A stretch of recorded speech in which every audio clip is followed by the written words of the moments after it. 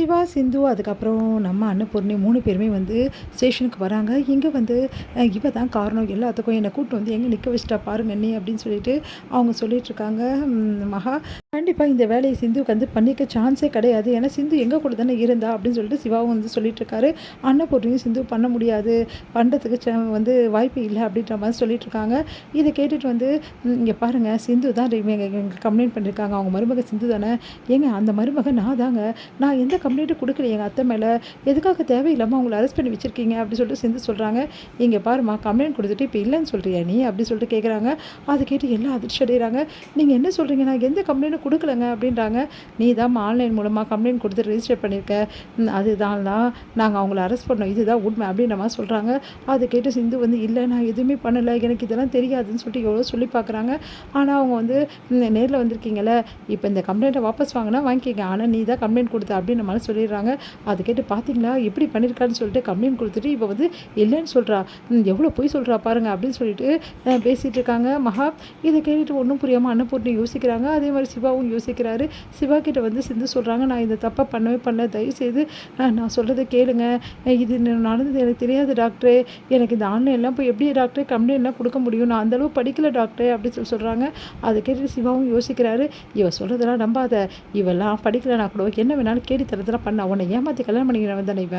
நீ நம்பாத சிவா நம்பாத அப்படி சொல்லிட்டு மகா வந்து சொல்லிட்டே இருக்காங்க சிவா கிட்ட. அடுத்து வந்து கம்ப்ளைண்ட்ட வந்து வந்து வாபஸ் வாங்கணும்னா எழுதி குடுங்க அப்படின்னு சொல்றாங்க. நான் கம்ப்ளைண்ட்டே குடுக்கலங்க. நான் ஏங்க வாபஸ் வாங்கணும்னு சொல்லிட்டு சிந்து வந்து சொல்றாங்க. அப்ப பாத்தியா எப்படி கம்ப்ளைண்ட் வாபஸ் வாங்க மாட்டேன்றா. நான் குடுக்கல சொன்னா புரிஞ்சுக்க. குடுத்தியோ குடுக்கலையோமா குடுத்தபடி ரெஜிஸ்டர் ஆயிருக்கு. அதனால வாபஸ் வாங்கினா கையெழுத்து போடணும்னு சிவா வந்து சரி கையெழுத்து போடு சிந்து அப்படின்றாங்க. சிந்துவும் கையெழுத்து போடுறாங்க.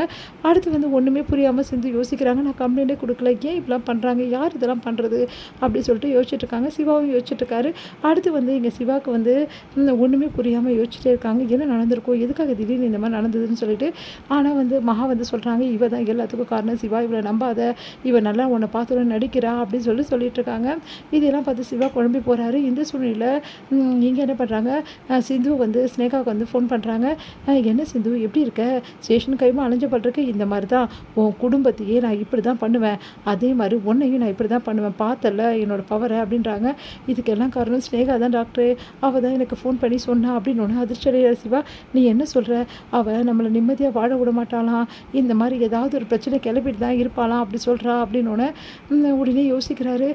சாரி சிந்து, அப்போ வந்து நீ கம்ப்ளைண்ட் கொடுக்கல என்ன டாக்டர்? இப்போ கூட என்ன புரிஞ்சுக்காம பேசிட்டு இருக்க. சொல்கிறேன்ல இதுக்கெல்லாம் காரணம் ஸ்னேகா தானே. என்ன டாக்டர் என்னை நம்ப மாட்டியா அப்படின்னு சொல்லிட்டு மனசு கஷ்டப்பட்டு போகிறாங்க. அங்கே வந்து ஐஸ்வர்யா வராங்க. அண்ணே அண்ணி சொன்னது உண்மை தானே. உண்மையிலே வந்து அண்ணி கம்ப்ளைண்ட் கொடுக்க வாய்ப்பு இல்லைண்ணே அப்படின்னு எதுக்காக அப்படி சொல்கிற ஐஸ்வர்யா? திடீர்னு சப்போர்ட் பண்ணுறேன் சிந்துக்கு அப்படின்னு இல்லைண்ணே அது வந்து அப்படின்னு சொல்லிட்டு என்னை வந்து அண்ணி வந்து கோச்சிக்கிட்டாங்க. நான் எனக்கு அவங்களுக்கு ஒரு சின்ன பிரச்சனை. அதில் அம்மா தலையிட்டு அண்ணி அடிச்சிட்டாங்க. ஆனால் இருந்தாலும் பைரவி அண்ணி வந்து கம்ப்ளைண்ட் கொடுக்க சொன்னாங்க. அதுக்கு சிந்து அண்ணி வந்து சொன்னாங்க கம்ப்ளைண்ட்லாம் கொடுக்கக்கூடாது. இதெல்லாம் ரொம்ப பெரிய தப்பு. அவங்க தெரியாமல் அடிச்சுட்டாங்க. அவங்க என் அம்மா அம்மா தான் அப்படின்னு மாதிரி சொன்னாங்க அப்படின்னு சொல்லிட்டு நடந்த விஷயத்துக்கு எல்லாத்தையுமே வந்து சொல்லிட்டு இருக்காங்க ஐஸ்வர்யா. அதை கேட்டு வந்து சிவா யோசிக்கிறாரு. அப்போ இதுக்கெல்லாம் காரணம் அந்த ஸ்னேகா தான். சிந்து சொன்னது உண்மைதான். அந்த ஸ்னேகா தான் இதில் விளையாடி இருக்கா. அவளை நான் சும்மாவே விட மாட்டேன். ஏன் இப்படிலாம் பண்ணிட்டு இருக்கா? தினம் தினம் பிரச்சனையை கொடுக்கணும்னு சொல்லிட்டு முடிவு பண்ணிட்டு இருக்கா. இதை விடக்கூடாது. அவளுக்கு ஏதாவது ஒரு முடிவு கட்டியே ஆகணும். எப்படியாவது நான் அந்த இடத்துல வந்து முதல்ல ரிலீஃப் ஆகணும். அதுக்கு வந்து அந்த ஏஜென்ட்டை நான் தேடியே ஆகணும் அப்படின்னு சொல்லிட்டு என்ன பண்ணுறாரு, நேராக கிளம்பி போகிறாரு. இந்த மாதிரி வந்து இந்த ஏஜென்ட் வந்து ஆன்லைன் மூலமாக வந்து பண்ண வந்து இதுவை கண்டுபிடிக்க முடியுமா அப்படின்னு சொல்லிட்டு நிறைய கம்ப்யூட்டர் இடத்துலலாம் வந்து விசாரிச்சுட்டு இருக்காரு சிவா.